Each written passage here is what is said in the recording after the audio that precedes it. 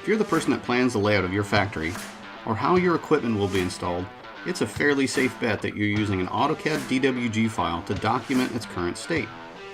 That highly detailed plan view is a work of art, meticulously detailed down to a level that, even if you're the only one that appreciates it, it's still that detail that has saved you on more than one occasion. So why would anyone consider using anything other than AutoCAD for documenting your factory floor? Hey, we get it.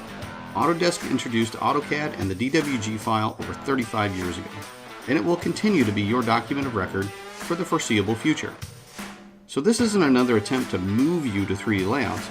This is a discussion about using the right tool for the right task so that you can make more informed decisions more quickly. And to do that, you need data. Yet who has time to turn your AutoCAD DWG file into a 3D model?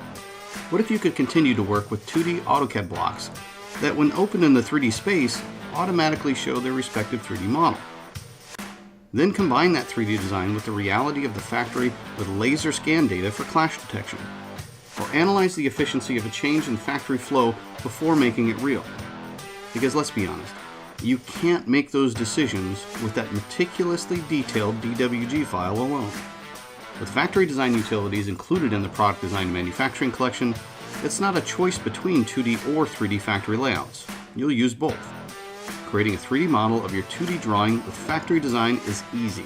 And the best part is when the 2D drawing file changes, the 3D model automatically updates. So you'll have the choice to stay in the tool that you're most efficient with. We call this functionality the factory design utilities. You'll call it the I just found a way to improve production output utility. Either way, we think you'll like it.